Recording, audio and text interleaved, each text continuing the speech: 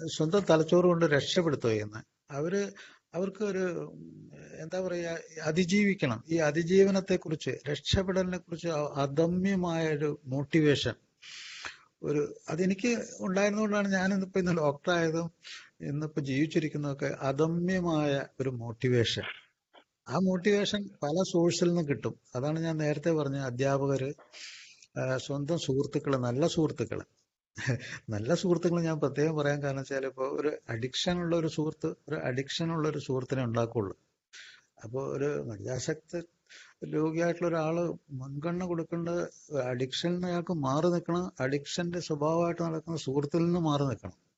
അത് ബേസിക് വിദ്യാഭ്യാസമാണ്, അടിസ്ഥാന വിദ്യാഭ്യാസമാണ്. ഒരു ആൽക്കഹോളിക്കിന്റെ അടിസ്ഥാന വിദ്യാഭ്യാസമാണ്. ഒരു മദ്യപാനിയായിട്ട് ഇപ്പോഴും നടക്കുന്ന ഒരു സുഹൃത്തിന്റെ സാന്നിധ്യത്തിൽ നിന്ന് അയാളെ കുറിച്ചുള്ള സൗഹൃദം മനസ്സിലിരുന്നോട്ടെ. പക്ഷെ ആ സൗഹൃദത്തിൽ കൂടി മുമ്പോട്ട് പോയി കഴിഞ്ഞാൽ അയാള് റിലാപ്സ് ആവും, അയാളുടെ ജീവിതം തകർന്നു. ഈ ഒരു ബുദ്ധി ഉണ്ടാകണം.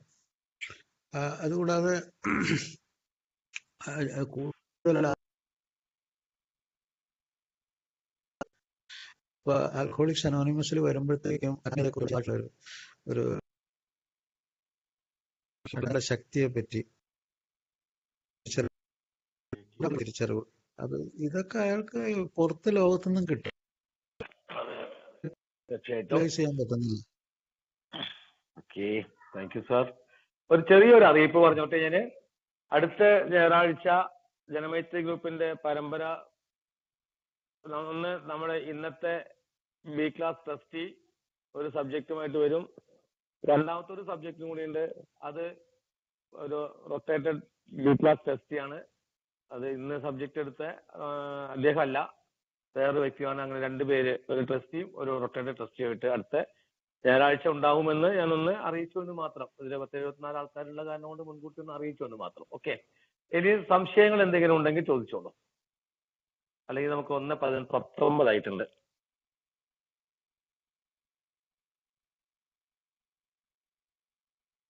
അഹമ്മദ്, അറ്റ്ലീസ്റ്റ് ഗോപാൽ സാറിന് ഒരു താങ്ക്സെങ്കിലും പറയേ. എന്തെങ്കിലും ചെയ്യേ.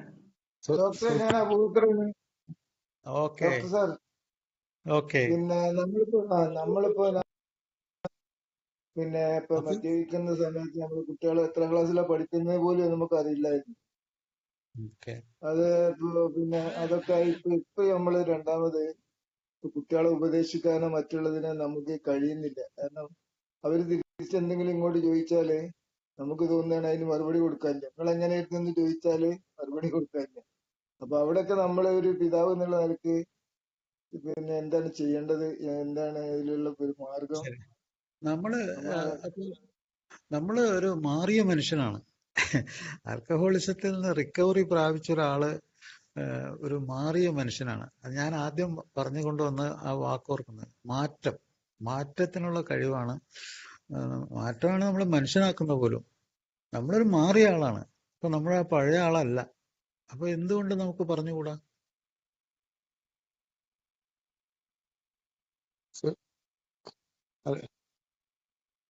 ഹലോ, നിങ്ങൾക്ക് വരല്ലേ?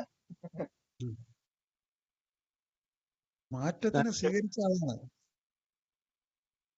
Okay okay, thank you sir. ഞാനൊരു മദ്യാസക്തൻ, പേര് ഭാസ്കരൻ, ചേളാരി.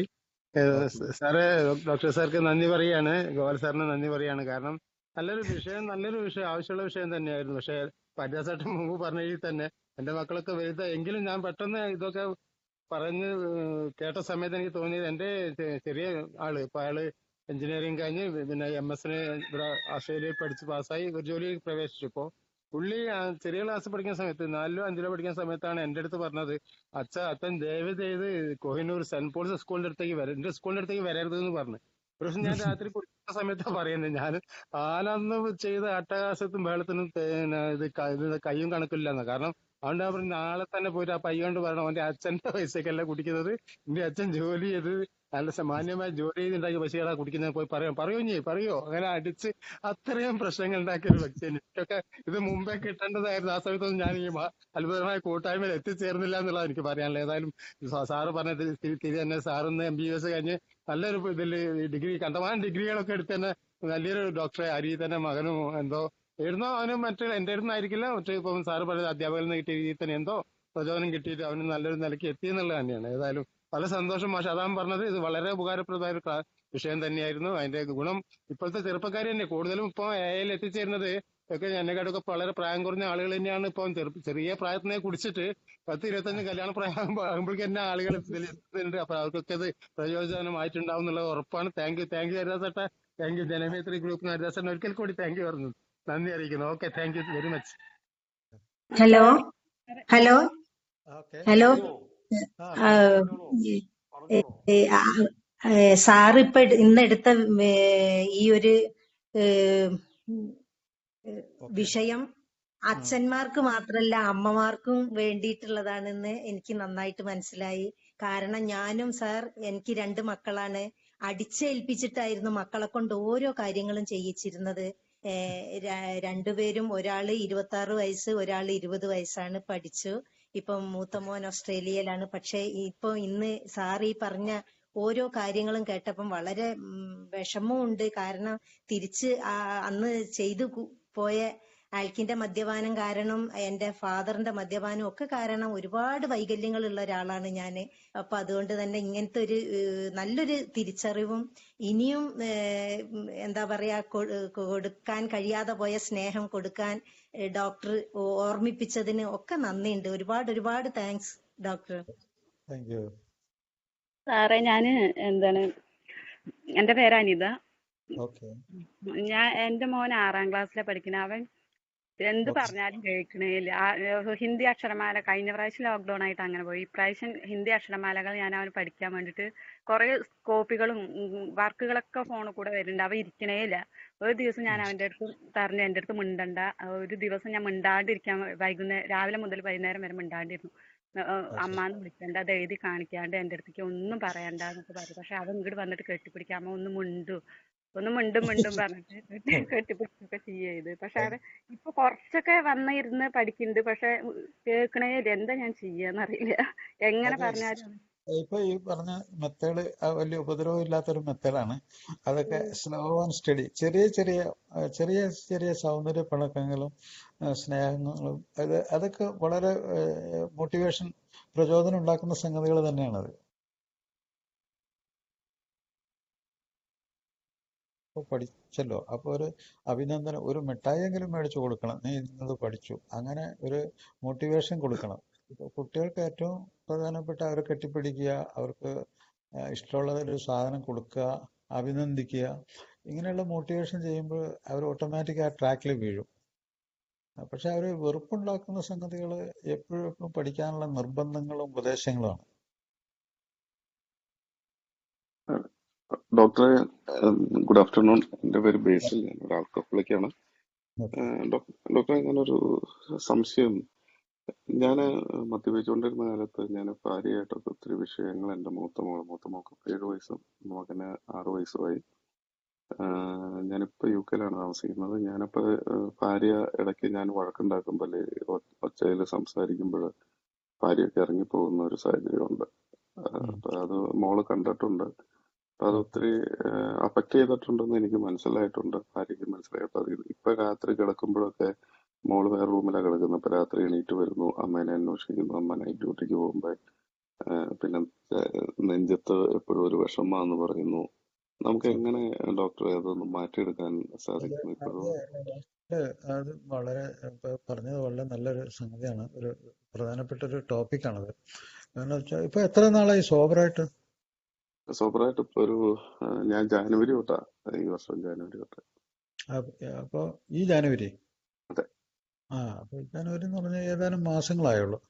അപ്പൊ അത് സമീപിക്കേണ്ടത്, ഒന്ന് നിങ്ങളുടെ സോബറിറ്റിയിൽ നിങ്ങൾ തിരിച്ചൊരു റിക്കവറിയിൽ നിങ്ങൾ വളരെയധികം ശ്രദ്ധ, ഉത്തരവാദിത്തങ്ങൾ വേണം. ശരിക്കും ഉത്തരവാദിത്തങ്ങൾ ഏറ്റെടുക്കണം നിങ്ങൾ. വാസ്തവത്തിൽ റിക്കവറി എന്ന് പറഞ്ഞാൽ ഒരു റെസ്പോൺസിബിലിറ്റി തന്നെയാണ്. റെസ്പോൺസിബിലിറ്റി, അത് ക്വാളിറ്റി ഉള്ള ഒരു റിക്കവറി ആയിരിക്കണം. ഈ ക്വാളിറ്റി ഉള്ള റിക്കവറി എന്ന് പറഞ്ഞു കഴിഞ്ഞാൽ ഇപ്പോൾ നമ്മുടെ കുടുംബത്തോടുള്ള 2 കാര്യങ്ങളാണ് ഈ റിക്കവറിയിൽ പ്രധാനം. ഒന്ന്, കുടുംബത്തോടുള്ള ഉത്തരവാദിത്തങ്ങൾ, റെസ്പോൺസിബിലിറ്റി. 2, സ്വന്തം ജോലിയോടുള്ള ഉത്തരവാദിത്തങ്ങൾ. ഇതിൽ കൂടി ആ റിക്കവറിയെ ശക്തിപ്പെടുത്തണം. ഈ കുടുംബത്തോടുള്ള ബന്ധങ്ങളിലുള്ള ഇത് ശക്തിപ്പെടുത്തുന്നത് ഏറ്റവും പ്രധാനം സ്നേഹമാണ്. അപ്പോൾ ആ സ്നേഹം പ്രകടിക്കപ്പെടണം. അതുകൂടാതെ നമ്മുടെ തെറ്റുകുറ്റങ്ങൾ നമുക്ക് ഏറ്റുപറയാനും അതിന് ആ പറ്റിയൊരവസരത്തിൽ സോറി എങ്കിലും പറയാനായിട്ടുള്ള ഒരു ഇത്. എനിക്ക് തെറ്റുപറ്റി എന്ന് പറയുന്നതിലും വലിയ സംഭവമൊന്നും വേറെ ലോകത്തിൽ വലിയ മാറ്റം ഉണ്ടാക്കുന്ന സംഗതിയില്ല. എനിക്ക് തെറ്റുപറ്റി എന്ന വാക്കിന്റെ തന്നെ ശക്തി ഭയങ്കര ശക്തിയാണ് അതിന്. അത് കുട്ടികളോട് വേണമെങ്കിലും പറയാം, അങ്ങനെയല്ല, അത് അവസരത്തിനും സമയത്തിനും അനുസരിച്ച് അത് പറയണം. കുട്ടികൾക്ക് അവർക്കൊരു വിശ്വാസം വരണം, സെൽഫ് കോൺഫിഡൻസ്, നമ്മളിൽ വിശ്വാസം വരണം. ആ വിശ്വാസം വരുന്ന രീതിയിൽ ഉള്ള നമ്മുടെ സ്വഭാവങ്ങൾ പുറത്തു വരുന്നത്, ഇപ്പൊ നമ്മൾ ഭക്ഷണം കഴിക്കുന്ന നമ്മുടെ തീന്മേശയിൽ സന്തോഷകരമായുള്ള ചില കാര്യങ്ങൾ ഓർമ്മിക്കുന്നത്, നല്ല ഭക്ഷണം നമ്മൾ പങ്കുവെക്കുമ്പോൾ, അല്ലെങ്കിൽ നമ്മൾ എവിടെയെങ്കിലും പോയപ്പോൾ നമ്മൾ സ്നേഹം പങ്കുവെച്ചത്, അങ്ങനെയൊക്കെയുള്ള കാര്യങ്ങളൊക്കെ നമ്മൾ ഓർമ്മിക്കുമ്പോഴാണ് നമുക്കൊരു ആത്മവിശ്വാസം വരുന്നത്. നമ്മുടെ ഭയം അകന്നു പോകുന്നത്. അങ്ങനെ ആ പല സംഭവങ്ങളിൽ കൂടിയാണ് നമ്മുടെ ഭയം അകന്നു പോകുന്നത്. പിന്നെ നമ്മുടെ നല്ല സുഹൃത്തുക്കൾ ആയിട്ടുള്ള ബന്ധങ്ങൾ, പുറത്ത് പോകുന്നതും അവരുമായിട്ടുള്ള സമ്പർക്കങ്ങൾ, അവിടെയുള്ള കുട്ടികൾ, ഇതൊക്കെ നമ്മുടെ പ്രധാനപ്പെട്ട സംഗതിയാണ്. അപ്പോൾ ഇത് കുടുംബമായിട്ടുള്ള ബന്ധങ്ങളിലുള്ള ഒരു സംഭവം. അതുപോലെ ഈ ജോലിയെ നമ്മൾ ഭയങ്കരമായിട്ട് ഇഷ്ടപ്പെടണം എന്നാണ് ഞാൻ പറയുന്നത്. കാരണം അതെന്തെങ്കിലും ചെറിയൊരു ജോലി ആകട്ടെ, അവിടെ ഒരു തത്വചിന്താപരമായിട്ടുള്ള ഒരു ആലോചന തന്നെ വരണം. ആ ജോലിയെ വഞ്ചിക്കാതിരിക്കാൻ 2-3 ഓർമ്മകൾ വേണം. കാരണം ഈ ജോലിയാണ് എനിക്ക് എൻ്റെ മക്കൾക്കും ഭക്ഷണം തരുന്നത് എന്നുള്ളൊരു ചിന്ത ആ ജോലിയെ ബഹുമാനിക്കാൻ നമ്മളെ പ്രേരിപ്പിക്കും. പലപ്പോഴും മധ്യാസക്തൻ ജോലിയെ ബഹുമാനിക്കാതെ അതിനെ ഉഴപ്പി അതിനെ എന്തൊക്കെ ഉപദ്രവം ചെയ്യാവോ ആ സ്ഥലങ്ങളിലൊക്കെ ഉപദ്രവം ചെയ്ത് അവിടെ കൂടെ ജോലി ചെയ്യുന്നവരെ ഉപദ്രവിച്ചൊക്കെ ഇതാണ്. അതിനയാൾ തെറ്റ് തിരുത്തണം. അവിടെ തെറ്റ് തിരുത്തണം അയാൾ. അപ്പൊ നമ്മുടെ ഫാമിലിയിലുള്ള റിലേഷനും നമ്മുടെ ജോലി സ്ഥലത്തെ റിലേഷനും മെച്ചപ്പെടുത്തുമ്പോഴാണ്, അതാണ് ബെസ്റ്റ് ആക്ഷൻ നടത്താനുള്ള സ്ഥലം ഒരു മധ്യാസക്തനെ സംബന്ധിച്ചിടത്തോളം. അല്ലാതെ ഈ നമ്മുടെ മീറ്റിങ്ങിലെ ഷെയറിങ്ങിനേക്കാളും ഭയങ്കരം ഇങ്ങനെയുള്ള സ്ഥലത്ത് യഥാർത്ഥ ജീവിതത്തിലുള്ള നമ്മുടെ ബോധം, തിരിച്ചറിവ് പ്രവർത്തിക്കുന്ന സംഭവങ്ങളാണ്. അപ്പൊ അത് കുട്ടികളോടാണെങ്കിലും നമ്മുടെ ബന്ധുക്കളോടാണെങ്കിലും നമ്മുടെ ഇടപാടുകളിലൊക്കെ സത്യസന്ധത മുന്നിട്ട് നിൽക്കണം. അത് ആത്മാർത്ഥമായിരിക്കണം, സത്യസന്ധമായിരിക്കണം. അല്ലാതെ ഒരു എന്താ പറയണ, ഒരു മാനിപ്പുലേഷൻ, ഒരു എന്തെങ്കിലും ഒന്ന് കാട്ടിക്കൂട്ടലായിരിക്കരുത്. അപ്പൊ അവിടെയാണ് മറ്റുള്ളവർ മനസ്സിലാക്കുന്നത്, എൻ്റെ അച്ഛന് മാറ്റം സംഭവിച്ചിട്ടുണ്ട്, അല്ല എൻ്റെ അമ്മയ്ക്ക് മാറ്റം സംഭവിച്ചിട്ടുണ്ട്, അപ്പൊ എനിക്ക് വിശ്വസിക്കാം. ഈ ഒരു അവസ്ഥയിൽ വരുമ്പോഴാണ് ആ കുട്ടികൾക്ക് ആത്മവിശ്വാസം വരുന്നത്. പിന്നെ ഏറ്റവും കൂടുതൽ നല്ല സുഹൃത്തുക്കള്, നല്ല കുട്ടിക്ക് വേണ്ട നല്ല സുഹൃത്തുക്കൾ അതിനുണ്ടായി കഴിഞ്ഞാൽ അത് വലിയ രക്ഷയാണ്. Thank you doctor. ഡോക്ടർ, എൻ്റെ പേര് ജോയി എന്നാണ്. ഓക്കെ ഡോക്ടർ, ഞാനൊരു 10-35 കൊല്ലം കൊണ്ട് ഔട്ട് ഓഫ് കേരളയാണ്. ഞാൻ ഇവിടെ ഡൽഹിയിലാണ്. ഓക്കെ. എനിക്ക് എന്ന് പറഞ്ഞാൽ നമ്മൾ മദ്യപിച്ചിട്ട് കുറെ വർഷങ്ങളായി. പക്ഷേ എനിക്ക് പലപ്പോഴും നമ്മുടെ ഫാമിലിയിൽ നിന്നാണ് ബുദ്ധിമുട്ടുണ്ടാകുന്നത്. കാരണം എന്ന് വെച്ചാൽ എൻ്റെ ജ്യേഷ്ഠനിൽ നിന്ന് എനിക്ക് ഭയങ്കരമായിട്ടുള്ളൊരു മാനസിക ബുദ്ധിമുട്ട്. എനിക്ക് 35 വർഷമായിട്ട് ഞാൻ ഈ പുറത്ത് ജോലി ചെയ്യുന്ന ഞാൻ വീടും കാര്യങ്ങളായിട്ടൊക്കെ ഞാൻ ഒരുപാട് സഹകരിച്ചിട്ടുണ്ട്. വീട്ടിലെ ഒരുപാട് ഉപകാരം ചെയ്തിട്ടുണ്ട്. എല്ലാ കാര്യങ്ങളും ഉത്തരവാദിത്തങ്ങൾ ഏറ്റെടുത്തിട്ടുണ്ട്. എല്ലാ കാര്യം ചെയ്തിട്ടുണ്ട്. പക്ഷേ ഇപ്പോഴ് ഈ 35 വർഷമായിട്ട് ഞാൻ ഒരു കാര്യം ചെയ്തതായിട്ടോ അല്ലെങ്കിൽ ഒരു കാര്യം നല്ല കാര്യം ചെയ്തതായിട്ടോ എൻ്റെ ചേട്ടൻ പറയത്തുമില്ല. എന്നെ ഒരുപാട് ഇറിറ്റേറ്റ് ചെയ്യുന്ന കാര്യങ്ങളാണ് ഇപ്പോഴും സംസാരിച്ചുകൊണ്ടിരിക്കുന്നത്. അപ്പം ഇന്നലെയും ഇങ്ങനെയുള്ള സംഭവം ഉണ്ടായി. ഞാൻ ഇന്നലെ ഉറങ്ങിയില്ല. അപ്പൊ ഇങ്ങനെയുള്ള ഒരു വ്യക്തിയെ ഞാൻ അവോയ്ഡ് ചെയ്യണോ? ഞാൻ ആ റിലേഷൻഷിപ്പ് നശിപ്പിക്കണോ? ജ്യേഷ്ഠ ബന്ധം, അനിയൻ ബന്ധം നശിപ്പിക്കണോ എന്നുള്ളതാണ് ഞാൻ ഡോക്ടറെ ചോദിക്കുന്നത്. തീർച്ചയായിട്ടും നിങ്ങൾ അത് നശിപ്പിക്കാൻ പാടില്ല. ആ ബന്ധം പുതുക്കി പണിയണം. പല സംഗതികളും നമ്മൾ നശിച്ചുപോയ പല സംഗതികളും നമ്മൾ പുതുക്കി പണിയാ ചെയ്യുന്നത്. എയില് നശിപ്പിക്കുന്ന പരിപാടിയില്ല. പ്രോഗ്രാമിൽ തന്നെ അത് പുതുക്കി പണിയലാണ് ചെയ്യുന്നത്. റിപ്പയർ വർക്കാണ് ഉള്ളത്. ഈവൻ അത് നടക്കുന്നില്ല ഡോക്ടർ. ഒരു 35 കൊല്ലം കൊണ്ട് ഞാൻ ട്രൈ ചെയ്യുന്നുണ്ട്. പലപ്പോഴും പറയാറുണ്ട്, നീ ആ പഴയ കാര്യങ്ങൾ വിടൂ, അത് സംസാരിക്കരുതെന്ന് പറഞ്ഞു. ആ പഴയ കാര്യങ്ങൾ എടുത്തു വെച്ചാണ് ഓരോരോ ഇങ്ങനെ പ്രശ്നം ഉണ്ടാകുന്നത്. അത് ഇത്രയും വർഷമായിട്ട് ഞാൻ സഹിച്ചുകൊണ്ടിരിക്കുന്നു. ഇപ്പൊ എനിക്ക് ഒട്ടും സഹിക്കാൻ പറ്റുന്ന ഒരു പ്രധാന കാരണം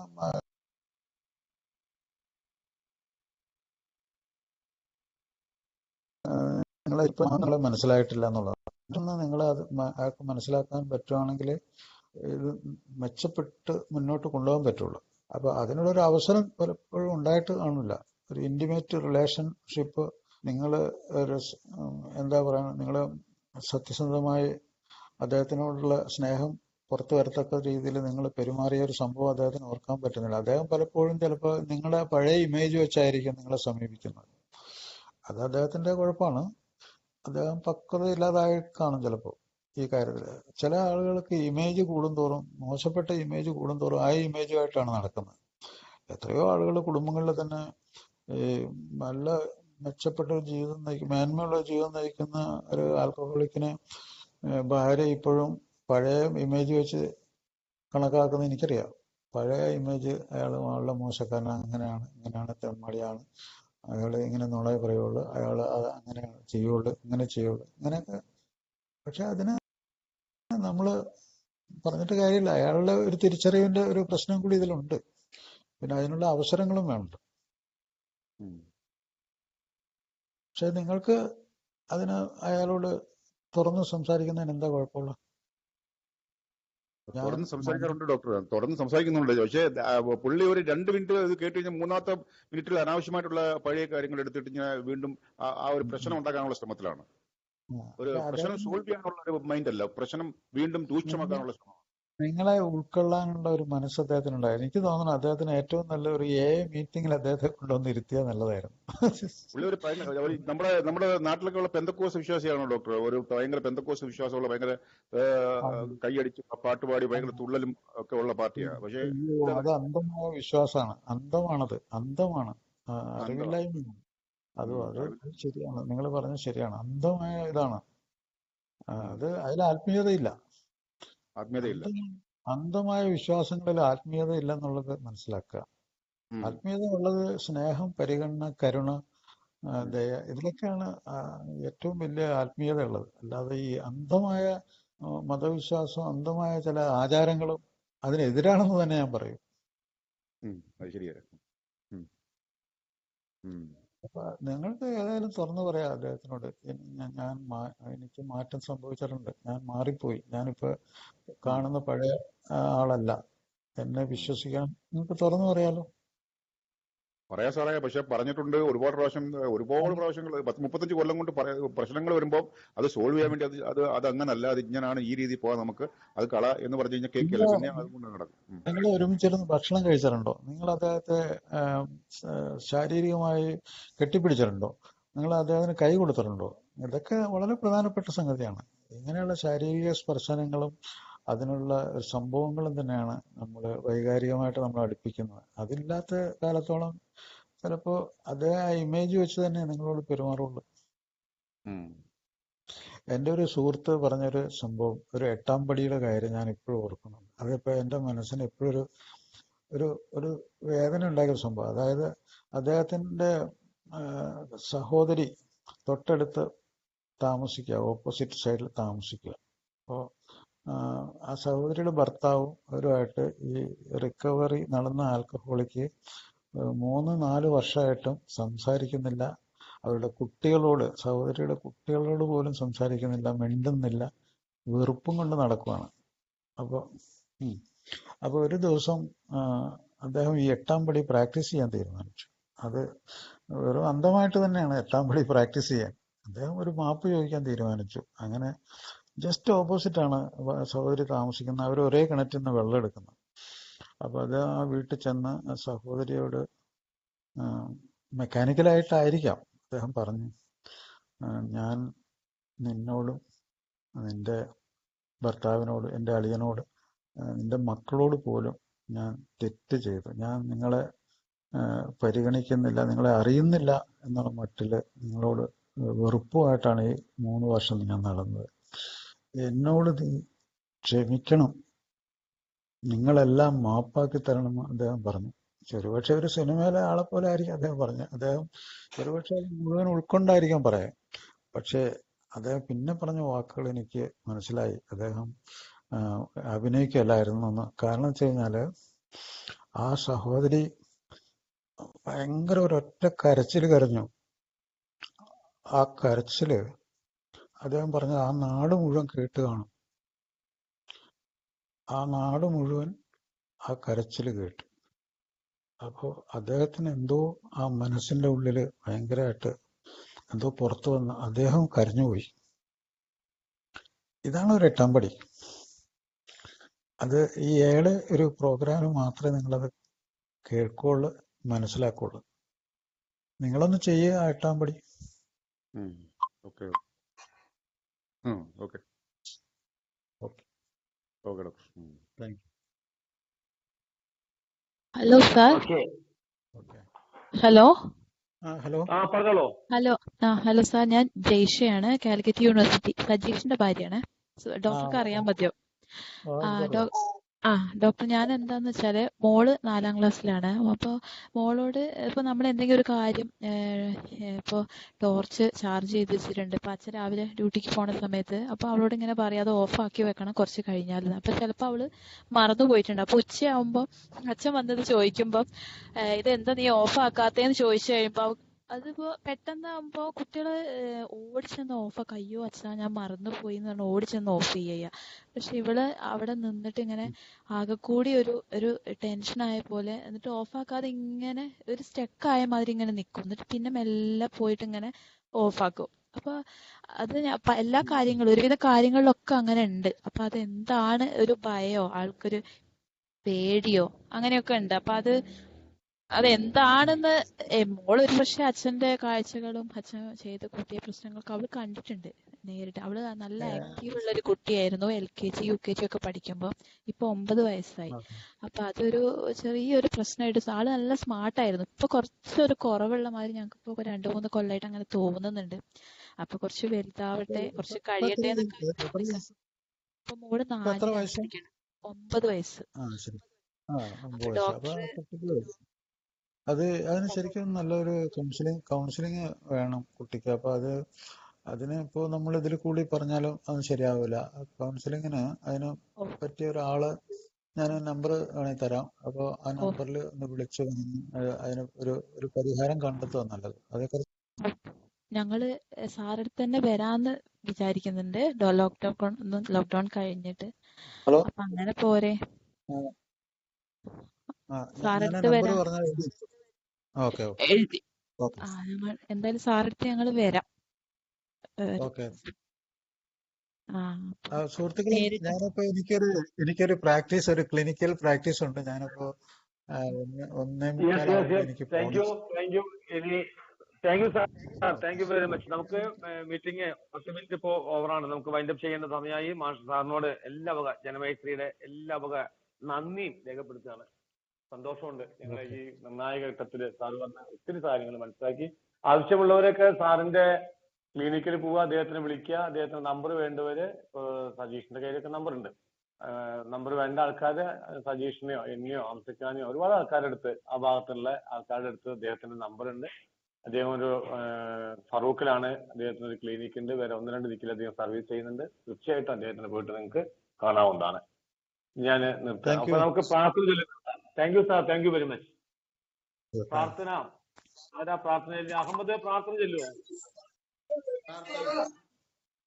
പ്രാർത്ഥന ചൊല്ലുക.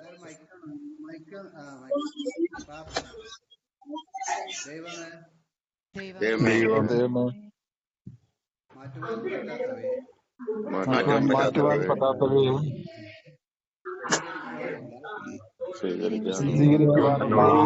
സ്വീകരിക്കാനുള്ള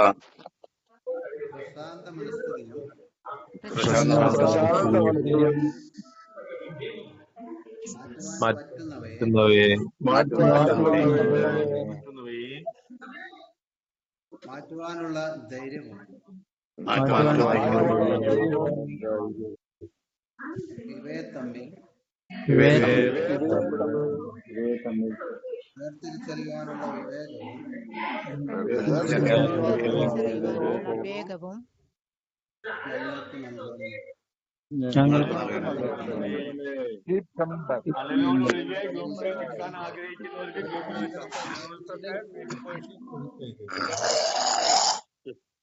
എല്ലാവരോടും നന്ദി. ജനമൈത്രി ഗ്രൂപ്പിന്റെ നന്ദിയും രേഖയാണ്. അടുത്തത് ഒക്കെ പിരിച്ചു പോവാം. ഞങ്ങൾ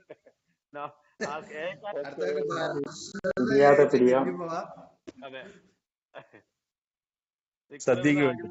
ചായ ചോറൊക്കെ വേണ്ടതിൽ വീട്ടിൽ നിന്ന് കഴിക്കുക. സദ്യക്ക് വേണ്ടിയിട്ട് പിരിയാം.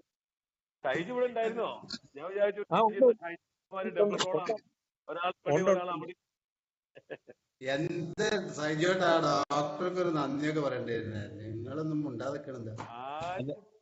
അല്ല ഞാനേ അല്ല അദ്ദേഹമേ പോവാൻ താമസിച്ചു എന്ന് പറഞ്ഞ അദ്ദേഹത്തിന്റെ ക്ലബിലോട്ട് പോകുന്ന പറഞ്ഞിട്ട് പിന്നെ ഞാൻ ഒന്നും പറയാനില്ല. ഞാനത് അദ്ദേഹത്തെ അശോകേട്ടന് ഒരു നന്ദി പറയാൻ ഒരാളുണ്ടായില്ല. നമ്മുടെ അശോകൻ ചേട്ടനുള്ള സമയത്ത് ഞാൻ ഇല്ലായിരുന്നു. ഞാൻ ഒരു ഇച്ചിരി 12-ാം പടി പ്രവർത്തനം രാവിലെ ഉണ്ടായിരുന്നു. അത് കഴിഞ്ഞിട്ടാണ് ഞാൻ വന്ന് ജോയിൻ ചെയ്തത്. അപ്പൊ ഇതൊക്കെ നമ്മുടെ ഗ്രാറ്റിറ്റ്യൂഡിന്റെ ഭാഗമാണ് എന്ന് ആണ് ഞാൻ ആഗ്രഹിക്കുന്നത്. എനിക്ക് മറ്റുള്ളവരെ എങ്ങനെ കണക്കാക്കുന്നത് എനിക്കറിയില്ല.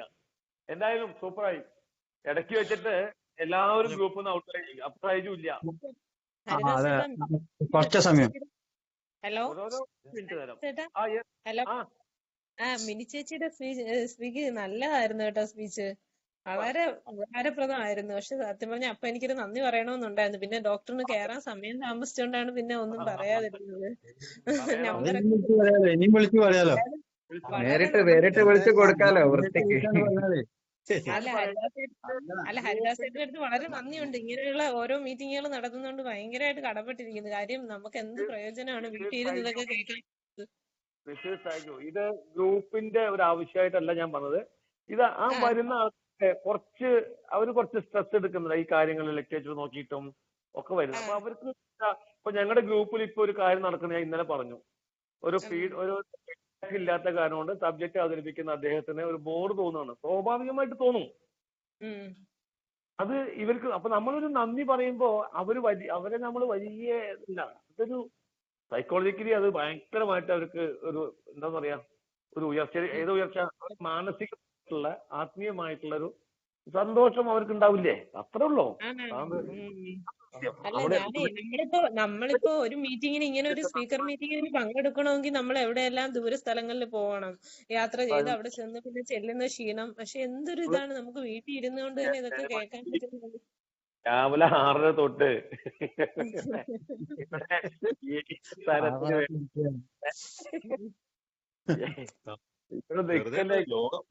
ലോകം മൊത്തം അറിയപ്പെടുന്ന ഒരു ആളായി മാറിയില്ലേ ഹരിദാസ് ചേട്ടൻ? അത് കേട്ടാ. അതെ, ലോകം ആരറിയാത്തത്? ആനയുടെ വലിപ്പം അറിയില്ല എന്ന് പറയുന്ന പോലെ ഹരിദാസേട്ടന്റെ കാര്യം. ഹരിദാസേട്ടൻ ഇപ്പൊ അറിയില്ല. ആനയുടെ വലിപ്പം അറിയില്ലല്ലോ. നമ്മൾ ചെയ്യുന്നത് മറ്റുള്ളവർക്ക് ഉപകാരമാവണമെന്ന് മാത്രമേ ഞാൻ ഉദ്ദേശിക്കുന്നുള്ളൂ. കാരണം എനിക്ക് ഉപകാരപ്പെടുന്നുണ്ട്. സ്നേഹം കൂടി ഇപ്പൊ ഹരിദാസന്റെ പേര് വരെ ബാക്കിയുള്ളവർ ഉപയോഗിക്കാൻ തുടങ്ങി. നല്ലതല്ലേ സൈജു? കടന്നു പോകുമ്പോ എന്തെങ്കിലും കുറച്ച് ബാക്കി വെച്ച് പോണം. ഞാൻ എന്റെ സമൂഹത്തില് കള്ളു കുടിക്കുന്ന സമയത്ത് ഞാൻ ബാക്കി വെച്ചിട്ടുണ്ട്. എന്റെ രാഷ്ട്രീയ ജീവിതത്തിൽ ഞാൻ ബാക്കി വെച്ചിട്ടുണ്ട്, ഓർത്തെടുക്കാനായിട്ട്, എന്റെ നാട്ടുകാർക്ക് ഓർത്തെടുക്കാനായിട്ട്. ഈ ജീവിതം കൊണ്ട് എന്തെങ്കിലും ഉപകാരം വേണ്ടേ? വെറുതെ കള്ളുടിച്ച് നടന്നില്ലേ കുറെ കാലം? കൊണ്ടുപോകാനായിട്ടില്ലാത്ത ലോകത്ത് കൊടുത്തുപോകത്തൊരു സ്നേഹ സന്തോഷം. കൊണ്ടുപോവാൻ അബൂക്കറൊക്കെ ഉണ്ടായിരുന്ന ഒരു കവിത ഇപ്പൊ പറഞ്ഞാണ്. ഉണ്ടായിരുന്നല്ലോ. ചിലപ്പോ ഭക്ഷണം കഴിക്കാൻ സൈജു ഇന്ന് രാവിലെ സൈജു ഡോക്ടറെ വിളിച്ച് പറയാ, ഹരിദാസേട്ടാ ഐ ആം വെരി സോറി, എന്റെ വൈഫിന്റെ അനുജത്തിന്റെ ഭർത്താവ് മരിച്ചു, ഞാൻ മിംസിലേക്ക് പോവാണ്, ഇന്ന് സബ്ജക്ട് അവതരിപ്പിക്കാൻ ഉണ്ടാവില്ല. എങ്ങനെയുണ്ട്? അല്ല അത് മരണമാകുമ്പോഴത്തേക്ക് അല്ല ഒന്നും പറയാൻ പറ്റില്ല നമുക്ക്. അദ്ദേഹത്തിന്റെ വിഷമം നമുക്കറിയാം. അദ്ദേഹത്തിന്റെ കാര്യം ആ സമയത്ത് നമുക്കൊരാളെ കിട്ടാനായിട്ടേ അത് ശരിയാണ്. നമ്മളിപ്പോ മേലെ തല ചിന്തിച്ചിരുന്നു എന്ത് ചെയ്യണം, ആരെ വിളിക്കണമെന്ന്. പിന്നെ രണ്ടും ഞാൻ സാറിനെ വിളിച്ചു. സാറിനെ വിളിച്ചപ്പോ സാറ് ചോദിച്ചു എങ്ങനെയുണ്ടായിരുന്നു അസുഖം എന്ന് ചോദിച്ചു. ഞാൻ പറഞ്ഞു കുഴപ്പമൊന്നുമില്ല സാറേ, ഒരു ഏവറേജ് 140 142 ഒരു മാസത്തെ എന്ന് പറഞ്ഞപ്പോൾ ഓക്കെ ഇനി നമുക്ക് ടാബ്ലറ്റിലേക്ക് മാറാം എന്നൊക്കെ പറഞ്ഞ് കുറച്ചു നേരം സംസാരിച്ചു. ഞാൻ പറഞ്ഞു സാറേ എനിക്കൊരു കാര്യം സാറിന്റെ ആവശ്യമുണ്ടല്ലോ സാറേ. എന്താ ചോദിച്ചു. സാറ് വിഷമം വിചാരിക്കരുത്, പകരക്കാരനായിട്ടല്ല കേട്ടോ, എല്ലാ ബഹുമാനത്തോട് കൂടിയിട്ടാണ് പറഞ്ഞു. അപ്പൊ എന്താ കാര്യം പറയുന്നു. ഞാൻ പറഞ്ഞു ഇങ്ങനെ ഒരു കാര്യം ഉണ്ടായിരുന്നു. അതിനെന്താ അറിയാത്ത സമയപ്പെടാം. ആ ചോദ്യം നമ്മൾ ചോദിച്ച അദ്ദേഹത്തിന്റെ ആ മറുപടി സത്യത്തിൽ നമ്മളെ അതാണ് സത്യം പറഞ്ഞ നമുക്ക് എന്ത് ആത്മീയത സംസാരിച്ച കാര്യമുള്ളൂ. ശരിയാണ്. ആ വലിയ ശക്തിയുടെ ഇടപെടൽ അവിടെ ഉണ്ടായി. ഇടപെടലും ആ നമ്മളോടൊത്ത്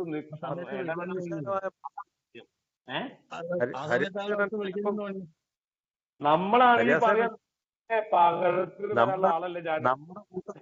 നമ്മുടെ കൂട്ടത്തിൽ ഒരാളായിരുന്നുവെങ്കിൽ ഒരു പക്ഷേ ചിലപ്പോ ഇത് ഇത്ര ഈസി ആയിട്ട് നടക്കണമെന്നില്ല.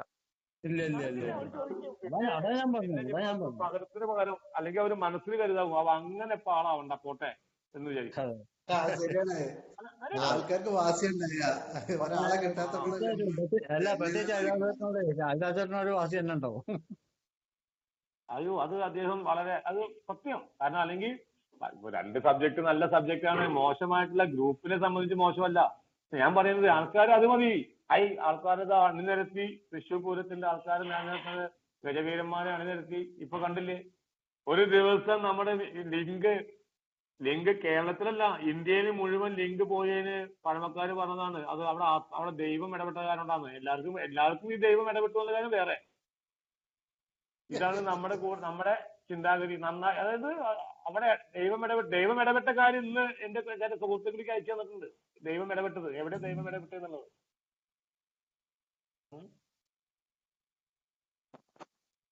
ഓക്കെ 4 മണിക്ക് കാണാം. ഓക്കെ എല്ലാവർക്കും ബൈ ബൈ.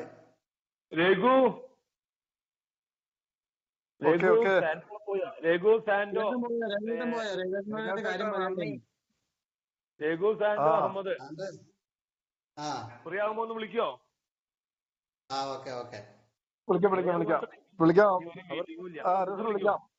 ഒന്ന് വിളിക്കോ? ഓക്കെ. അപ്പൊ എല്ലാവരും നന്ദി. ബൈ. അടിപൊളി. ഈ നാട്ടിലൊക്കെ ഞങ്ങൾ ഉണ്ടോ ജീവിച്ചിരിക്കുന്നത്. നമ്മള് കുറച്ച് ഡയമണ്ടിനോട് ഓർമ്മപ്പെടുത്തിയത് മാത്രം.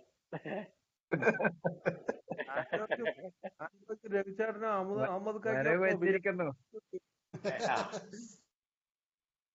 അതെ ഷൈജു 114 115 ആൾക്കാരുണ്ട്. ഞാൻ താഴത്തുനിന്ന് ഇങ്ങനെ മുകളിലേക്ക് പോകും. ആരാ അൺമ്യൂട്ട് ചെയ്യാത്തന്ന് അത് കഴിഞ്ഞ് മോളിൽ നിന്ന് ഇങ്ങനെ വരുമ്പോ ഇവിടെ ആൾക്കാരെ ഓർക്കും. അത് ഒരാളുടെ സൗണ്ട് കേട്ട അശോകമായിട്ട് ആ സമയത്ത് ദിവ്യയുടെ ഫോണിൽ പണിയുണ്ട്.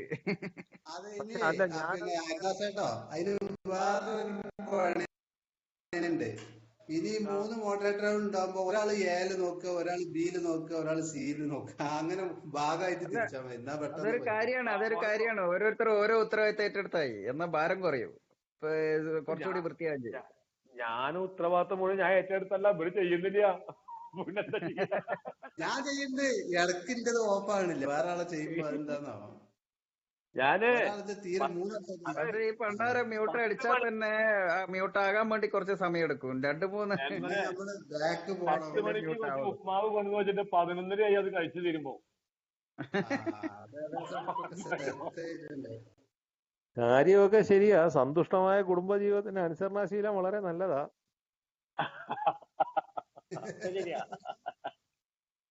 അത് ശരിയാ. ഇല്ല കുഴപ്പമില്ല. ഇപ്പൊ അവള് കാലോണ്ട് ചെയ്യാതിരിക്കാന്ന് കേട്ടിട്ട് ഓടാലോ.